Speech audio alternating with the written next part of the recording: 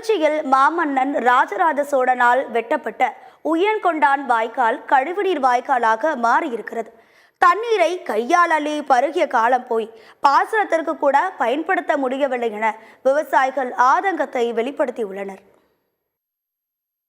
சோழர் காலத்தில் உருவாக்கியது எதுக்காகனாக்கா பாசனத்திற்காக உருவாக்கப்பட்ட வாய்க்காது. ரெண்டாவது பார்த்தோம்னாக்கா இந்த வாய்க்கால் ஒரு காலத்தில் பார்த்து நாங்களாம் குளிச்சிருக்கிறோம், சின்ன பிள்ளையா இருக்கும்போது குளிச்சிருக்கிறோம், குடிக்க கூட செஞ்சுருக்கோம், ஒன்றும் பண்ணாது.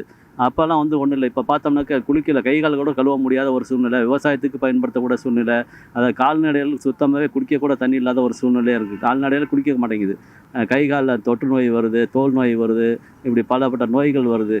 உடனடியாக தமிழக அரசு கவனம் செலுத்தி இந்த வாய்க்காலை சீரமைக்கணும்னு கேட்டு அந்த கழிவு நீர்களும் கலக்காத அளவுக்கு அங்கங்கு கண்காணிப்பு மேம்படுத்த வேண்டும் என்று இந்த நேரத்தில் கேட்டுக்கிறேன். விவசாயத்துக்கான வாய்ப்பு, தண்ணி போகிறதுக்கான வாய்ப்பு இந்த வாய்க்கால்லேருந்து இல்லை. இந்த வாய்க்கால் சுத்தப்படுத்துறதுக்கான வாய்ப்பு எனக்கு தெரிஞ்சு ஒரு 40 வருஷமாக இல்லை.